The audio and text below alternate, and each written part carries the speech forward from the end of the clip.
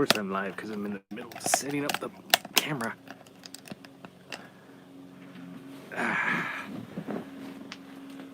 There we go. On a stand, sort of. Wait until some people show up. Drink a cup of coffee.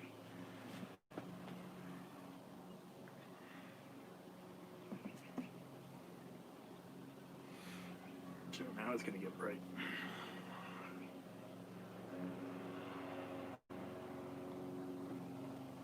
Oh, that's good coffee. Hey, man. I'm just going to wait for a couple more people to show up before I start doing that story time. We're going to do today a little bit different. We'll show some current projects and then, or rather some stuff that I've just finished, and then story time. So we'll just give a couple. Oh, really? Whereabouts? Hey, Garen. Flies, flies, a little black flies. Oh, it's a black fly. No matter where I go, die with a black fly picking my bones. North Ontario, North Ontario. Midlands isn't boring. Saskatchewan's a boring part of Canada. I'm trying to remember where my family's from, but mostly Wales. Hey, Lyra. It's because you're on 2G, bro. Alright, so I said we'd do today a little bit different. And yeah, so this one is, I was going to tell another story. Yeah, Welsh, Irish, northern France, so like Gaul. Basically Normans meet Saxons meet Welsh and Irish. So, and then they all just came over here. But yeah, so we're doing something a little bit different before I do the story time, and that's just showing off a couple of things. That's why I've got the door open to what is essentially my work storage area. But I got bored, and I had ordered a trigger, this thing, from, I don't know, some company in China. It's literally got, like, Chinese characters, and I haven't bothered translating it, but I decided to make a slingshot rifle, because I got bored. And then I swapped out the bands for black bands, and it actually works fairly well. Yeah, I know, it's weird doing a show and tell first. See if I got any ammo in my pocket. But, hunk of wood, and, god damn it, no ammo in my pocket.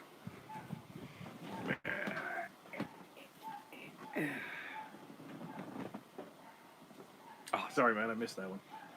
So, little piece of wood. And I think this thing is, what are you? 38 inches, something like that. Piece of wood in here. Hopefully this actually works.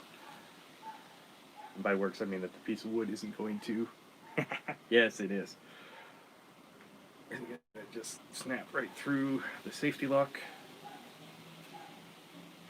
There we go. It's right in there. Pull this trigger, it's a gear system, and it shoots straight out. Now, the piece of wood shouldn't fly very far, so this should actually be safe, but... I don't like this close to my face. But yeah, shoots pretty accurate. Kind of fun. Really just made it out of, like, obviously scraps of wood. You know, there's a stock, and just traced out a slingshot I had and made the bands, and I had a couple extra pouches. So, that was fun. Before we get to the story...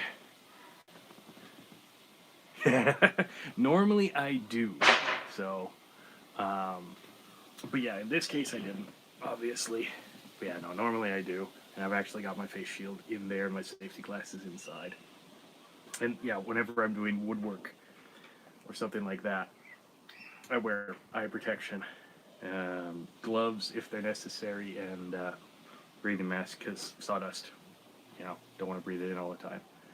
But this was the one I challenged myself to just make it out of a regular piece of... What the hell are you again? You are white oak.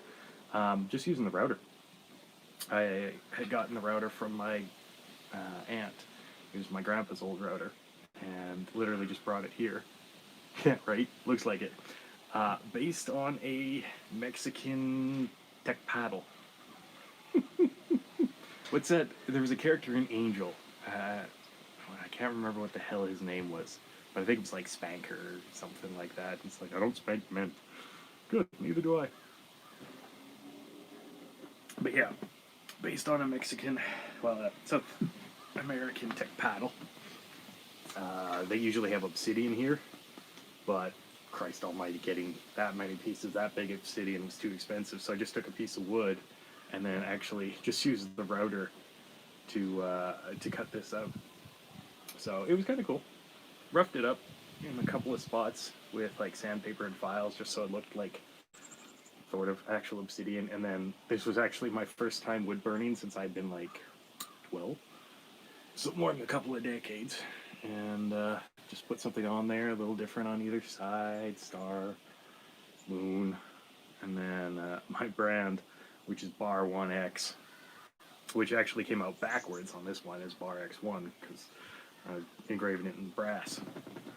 But yeah, ooh, look at that. Just enough length on this cord to lean back and sit in the comfy chair.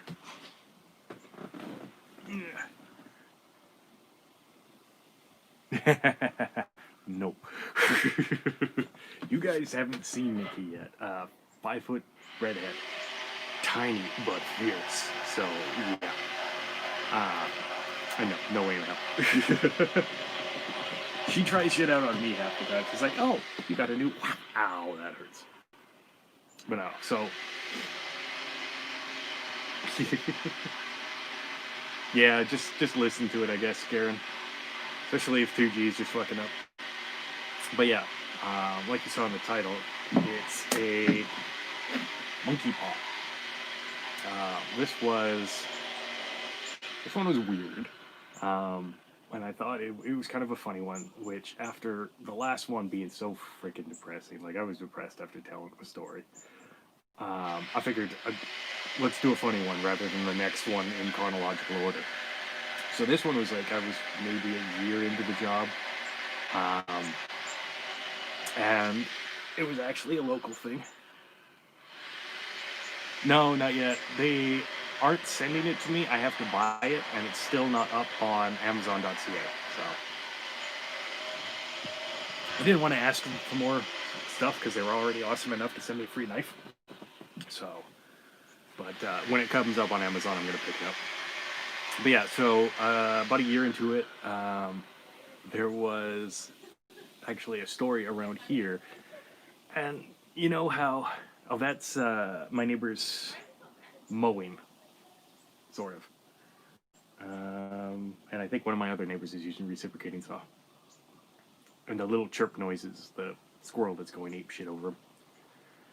But yeah, and let me know if it gets too loud, and I'll see if I can run inside. That's the reciprocating saw.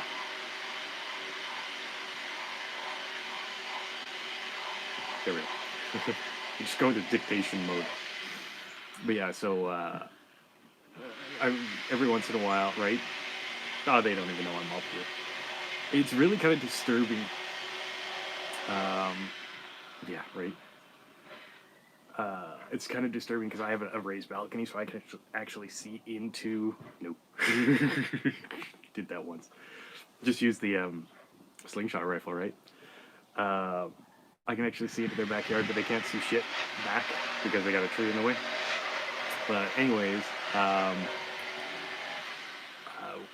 we had a bit of a local miracle pop up on the Shaw News Network, which is like Channel 10 here.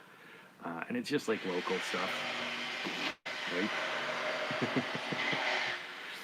Yeah, it'd be a good way to like, they have a beautiful bulldog, be a good way to send him treats, something like that, just aim away from him. Look, treats, doink.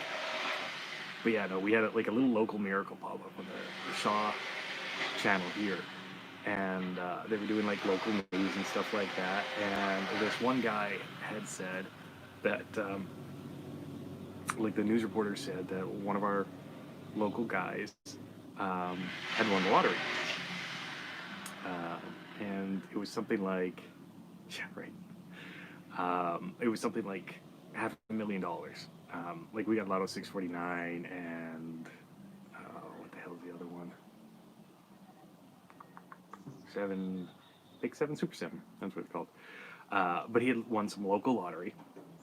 But when he was on the show, they were going to interview him. They went to his house. Um, they couldn't really get him through the door, and what they heard through the door was like bumping around in the background, and he was just like, "No, I don't want to talk about it right now. Thanks for coming. Go away." And that's just kind of weird, anyways. So I sent a message to my handlers, and I just asked them, like, "Okay, this is kind of weird. Should I check this out?" Because I was still new enough that I couldn't really like go out on my own. So yeah, no worries, Tench. Go sleep. But so they said, yeah, go visit this guy, and so I got. Shaw doesn't really blur out where they're at, so I actually got the house number off the dude's house, and it was, on the north side here, actually on the northeast side here. So I went over there and knocked on his door, and heard the same kind of like knocking around noises from the inside, and he didn't come to the door. So I knock again and ring the doorbell, and I'm doing the cop knock, 1, 2, 3, 4, 5. Like it's the authoritative knock, and just checking to see if they were going to start sawing again. After a couple of those, I just said fuck it, and I went around back and I jumped the fence, and I come to his backyard. There's like a little kind of walkway, and then you go to the main backyard, and he's got a shed in the background. There we go with the saw. They got a shed, not a shed, a garage in the background with a little side door, and it opens out to the back alley. And I look around and I come up to the back door, and they've got sliding glass patio doors, and I can see something back there, and I see like a hand kind of sort of swipe against the curtain covering it. Those vertical, yeah, vertical blinds. It's got like those, and you just kind of see like whoosh across them. And I come up to the back door, and it's Canada, so some people just don't lock their doors. But like I always lock my doors, but sometimes people will lock the front, don't lock the back. So I tried his back door, and I opened it up, and the stink coming from inside. I know what dead smells like. I'll send her. I'll do up a little Facebook video and send it over to her. But yeah, so the stink from inside was just nasty. It smelled like something dead, and it smells like shit and nothing but ammonia. And I stepped in, and there's a Zed right in front of me. A woman, maybe 50 years old, but recently dead. You could tell she was dead, though, because she had started to rot a little bit. Mostly just like her fingertips had kind of worn off, which usually happens when the Zeds are kind of locked up. They're not exactly right. They're not exactly smart, but they like kind of scratch at doors. So, and it was a shambler. So I figured just regular Zed I got to take care of. So I actually had my extendable baton on me, and I just kind of sneak it out, and I go for a one shot right about here, and this dude's voice screams out, "No, don't! She's my wife!" Normally that's not going to be enough to stop me, because a Zed is a Zed is a Zed. But he was so vehement, and he steps right in front, and like I could have just pommel bopped him and finished, but there was just something about it. So I took a step back. She doesn't bite him or anything. Like a Zed not biting someone is just weird, especially a shambler. Normally shamblers just kind of go for it, and then the weirdest shit happens. She spoke, sort of. She made noise, not like Shaun of the Dead kind of thing, but more like acknowledgement kind of noise. So Having a shambler that isn't biting someone and has like a vocalization, not just the, but like some form of communication is really weird. So I took a step back and I asked him what the hell is going on because this is not normal. And he looked at me and he goes, "She's dead?" I'm like, "No, no, no, no. I'm used to that. This part is not normal. What the hell is going on?" He goes, "Okay, sit down, lock her up, we'll have a cup of tea." Okay. 50 something year old man, 50 something year old dead Zed wife. He takes her into another room. I can hear the door lock and I can hear from her hands on the door and some fingertips. So I sit down, he sits down, and he's still shaking up. He forgets about the tea, but fuck it, whatever at this point. And so I asked him, I'm like, what is going on? How is she not biting you? How is she acknowledging? Like, this doesn't make any sort of sense. And so he says, okay, I have to get something, and I'm going to show it to you, and I need you to take it. It's just weird, right? So I'm sitting down, I've got my baton next to me, I've got my hand resting on it. I'm listening to this Zed gently scratch at the door. And the guy's gone off to get anything. Now, I'm halfway anticipating he's going to come in with a weapon and try to kill me to protect his wife. No. Thankfully, he didn't. Which was really good because I had a very small but effective throwing knife palmed in my left hand, ready to underhand into him if necessary. I don't like that stuff, but just in case. People are stupid. But anyways, this feels weird having this thing in front of me. But whatever. I think they're getting ready for a fire. But anyways, he comes in and he's holding this little box, and it's just like a little, like mahogany box or something like that. He opens it up, and inside is crushed black velvet lining, a little furry paw. Yeah. Now I know you're thinking monkey's paw because that's what I named the video, but it totally wasn't. It was a fucking raccoon's hand, a little raccoon paw. Monkey paws, usually about this big. This thing's like tiny. Like the box was not much bigger than. Well, it was like maybe as big as a cup of coffee. About the size of like one of those 250 gram Timmy's ground coffee packets. But anyways, he hands it over and he says, "This is the source of the problem." And I've read the story. We all know what the story is. You make a wish on the monkey paw, something terrible happens for you to get your wish. There's always some sort of terrible, terrible consequence. You want $1 million, someone has to die. You want that person back, they're a zombie. That's what he did. His wife had apparently, she had some form of cancer, and he needed about he needed about $500,000 to get treatment in the United States, which is sometimes an option. Canadians going to the States to get special treatment, but more often than not, the Canadian government won't cover it if it's something super specialized. And I guess she had some form of cancer.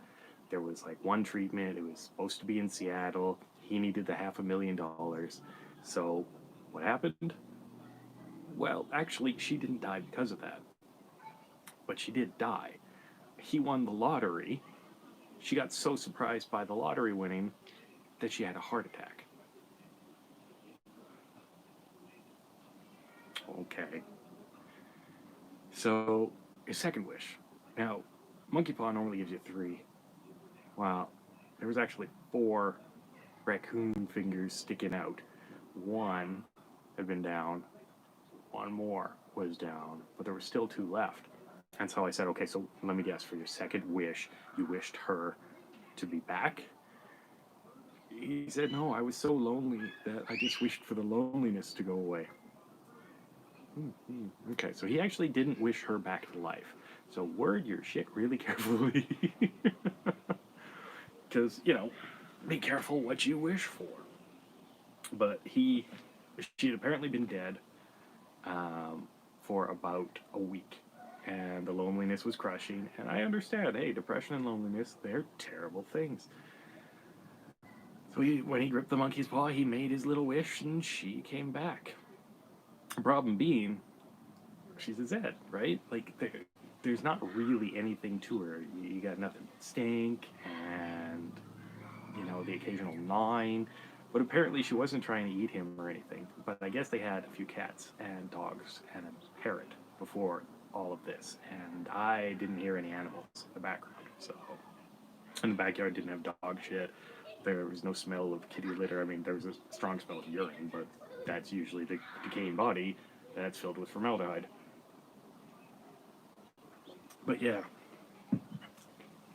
Now, he wanted me to take this thing, but the problem with a monkey's paw, usually you can't give it away. You have to use up all your wishes.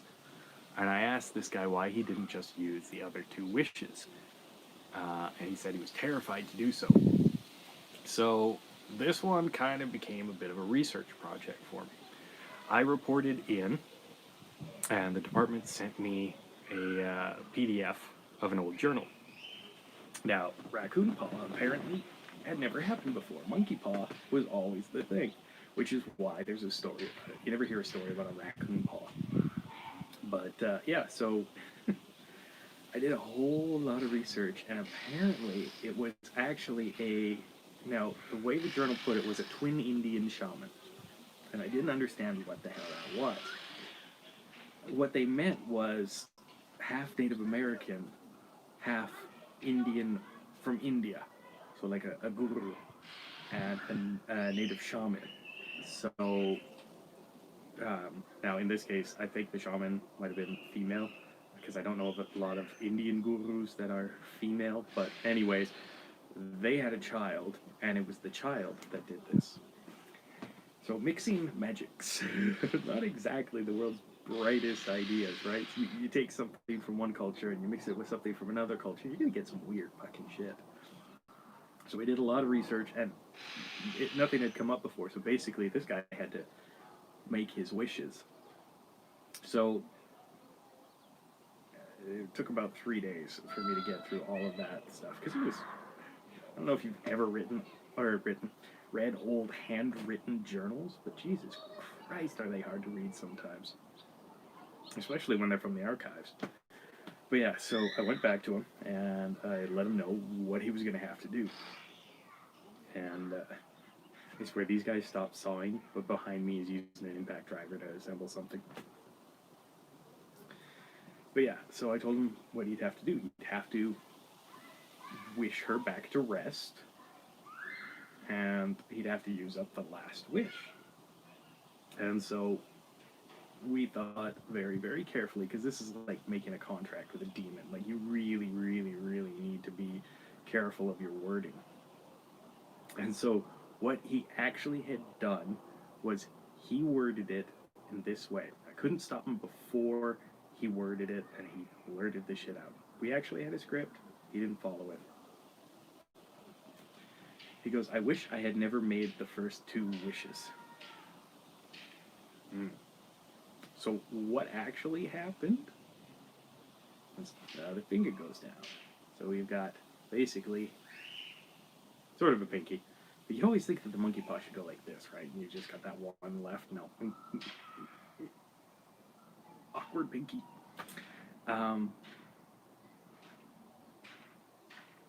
It like broke the spell on her, and she went from being a shambler to a runner. She pushed the door open. We're sitting in the kitchen again, by the way. Pushes the door open. Internal doors, not strong. Don't use internal doors to keep a Zed in place. If you want a pro tip, that's it. And if you're going to lock them outside, get a good goddamn lock. And make sure the door frame is not wood. Make it metal. Or if it is wood, screw through the door, into the wood, into the studs. Zed containment. Lesson number 1. Which I guess we might have to do at some point. Yeah, we'll do that when I start doing stream talking. Which we'll get to that in a minute. But anyways, she pushes through the door, snaps the frame, does the whole "here's Johnny" kind of thing by sticking her head through. And just as she's going through, the rest of her torso just kind of pushes the door hard enough to just snap this latch, which as you can see has actually been damaged on this one, which is why it's got a reinforcing plate through here. And then she just starts charging for us. Now, I stepped up because this is what I do, and I still had my extending baton on me because it's just the easiest thing to carry in the city. Folding pocket knife if I can, extending baton, so long as I can keep it, visible and not a threat. The police don't bother me about it. And then a flashlight. Extending baton, brought it down on the bridge of her nose, because this part is the strongest part of the skull, so if you have to use a baton on someone, don't use a baton on someone, for one thing. Use it on a person, try and go for their muscle mass. Collarbone hurts like hell, but go for like the thigh or the shoulder. But if you gotta use it on his head, don't go for right here. It usually bounces off. You'll get a crack, maybe an indentation, but it usually bounces off. If you go for the ocular cavity, you can usually make it through, but the brain isn't quite in line depending on how you're doing it. So temple or the bridge of the nose, because this right here is not quite as strong as up here, but 9 times out of 10 if you break through it, the force travels backwards and you can damage the brain or the spine. Not guaranteed, but better than nothing. I mean, I guess if you had to use the spanker, and no, I'm not freaking calling it the spanker, I'm just referring to this guy, and you did here, you could get right through it, especially if this was actually obsidian glass. But with this, it might have enough force. I would actually top of the head with it to just go straight down, or I'd probably go here. But anyways, practical zombie hunting with nut job. Whacked here and she went down. He freaks out, absolutely loses it. He's still holding the freaking raccoon paw, and he says, oh my God, you killed her. You killed her. Not realizing that that's what we were trying to do, was trying to put her back to rest. And I literally just turned to him and I said, you needed to word that better. He's holding on to this fucking thing. How about this? I wish you were dead.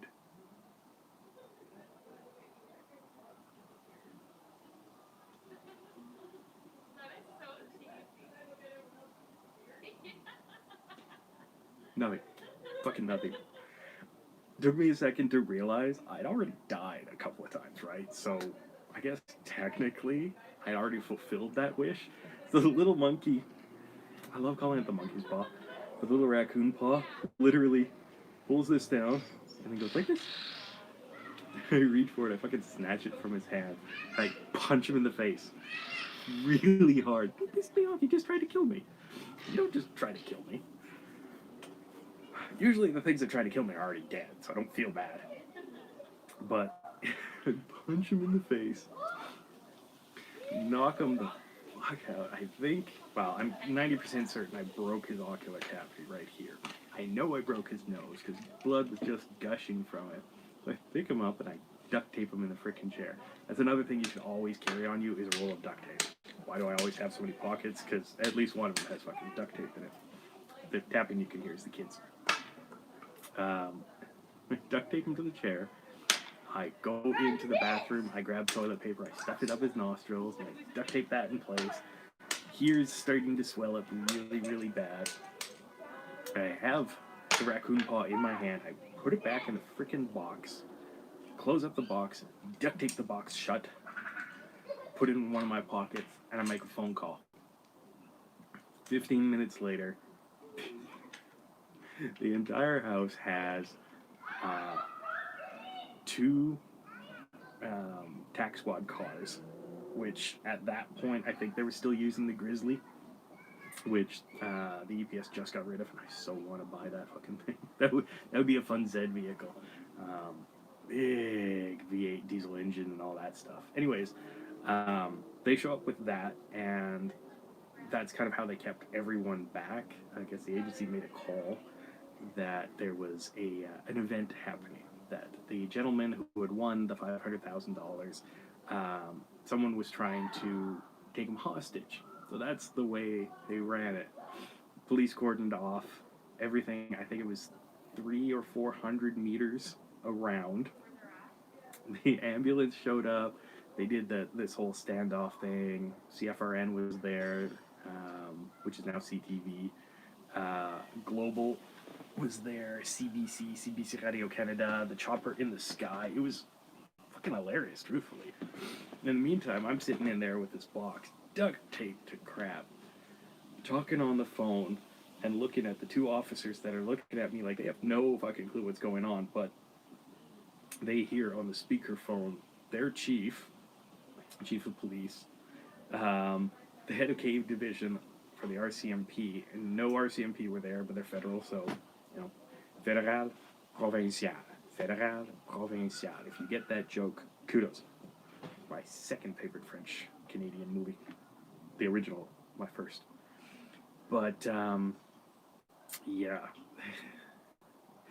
Them and my handler are all chatting. They're on speakerphone, and they're trying to figure out what the hell to do with this little box. EPS doesn't want to touch it. RCMP doesn't want to touch it. I sure shit am not keeping it. And because it's so unique,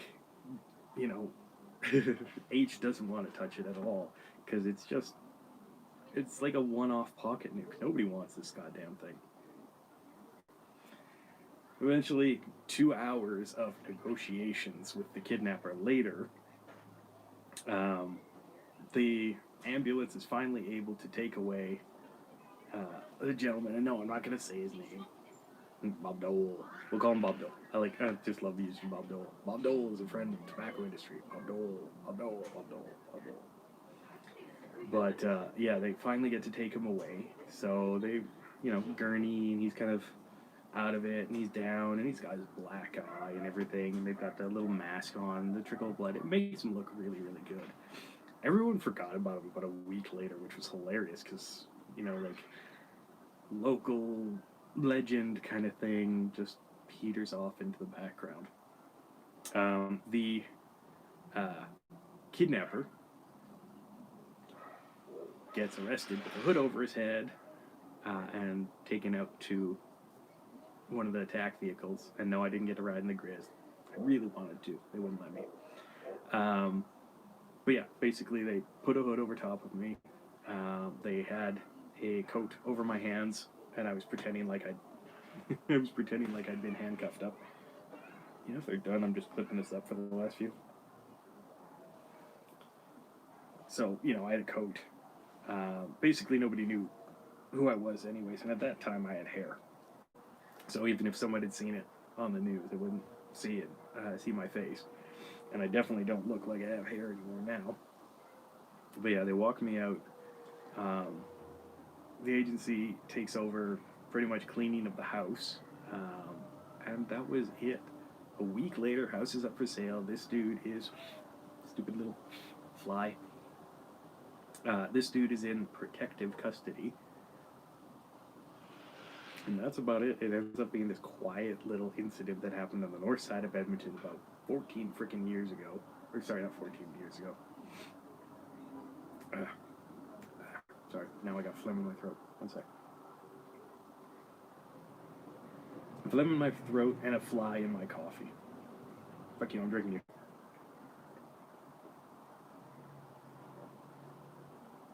Going over Renfield. The fuck I was stuck to the... You can see that. I don't even know if you can see it. There's a tiny fly stuck to the side of my mug. But yeah, he gets put in protective custody, and I get a debrief. As far as I'm aware, the raccoon paw ends up locked up somewhere. And no, I have no idea if H or X has some sort of archive somewhere, like the warehouse Warehouse 13 or the warehouse at the end of Indiana Jones or anything like that. I don't want to know. Like, end of the world happens, I don't want to even try heading to that location. I've got my own shit to take care of. But one of the weirder, little, kind of lighthearted and funny ones. I mean, it was terrible that that man lost his wife. But the thing is, it's not even be careful what you wish for. It's by the way, we never found out where the fuck he got that thing from. All we knew was the signature was Twin Indian, and like, I guess they were sort of able to track back who might have made it, and it might have even had good intent originally, but good intent, hell is, the road to hell is paved with good intentions. But yeah, it's sad he lost his wife, but seriously, you guys find a monkey paw or a raccoon's paw. I mean, I guess you couldn't do it with a cat's paw, because you have to have, part of it is you have to have those little digits that can actually curl. I don't know if that's a dramatic effect thing or what, but yeah. Well, hello, little blue jay. He's gonna come. He's not gonna come down. I still have peanuts and everything over there. Thank you. Thank you. Yeah. No. Oh. Stream talking. So I think at some point you guys probably, I think it had been mentioned in the past, you want to do like a Q&A, how does Nutjob do this kind of stuff. So Rob is set up. Go over to streamtalking.com, sign up as a viewer. If you're a YouTube streamer, sign up as a streamer and you can have your own stuff. There's videos on how to do things. I am still learning because, like I said, I've only been at infectious diseases for a month now, but the work is really starting to pile up. So I get a couple of hours a night to do little projects like these, and then I pretty much crash. So I haven't had much time to do looking into stream talking. But go over to streamtalking.com. I've got 2 questions that Rob set up for me, so you'll find it under Ken is Great Except for the Zombies. The 2 questions right now are, what's the scariest shit you've ever run across, and what have you always wanted to ask me?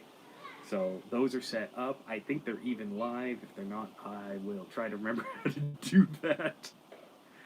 Because yeah, I'm going to try and use Stream Talking for the Q&A sessions and then any future things.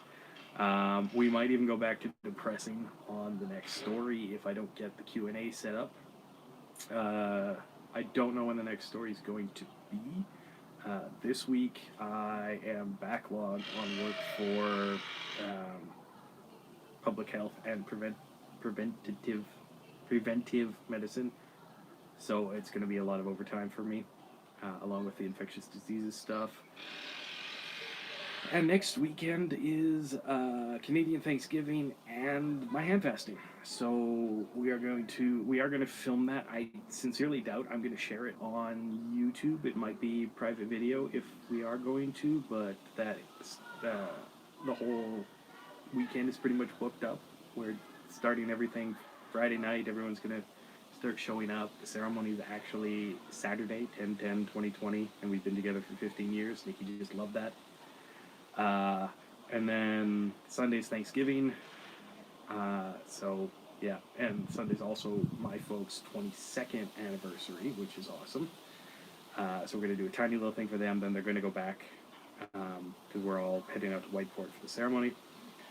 So maybe I'll be able to film it Monday. If not, it's gonna be like the week after that. So hopefully this tides you over. Stream talking for answers to the questions, and maybe I'll try and do some more, little snippet stuff. But until then, remember, Canada's great, except for the zombies. See you guys. I hate how I have to come close to this. It's like, woo. See you there.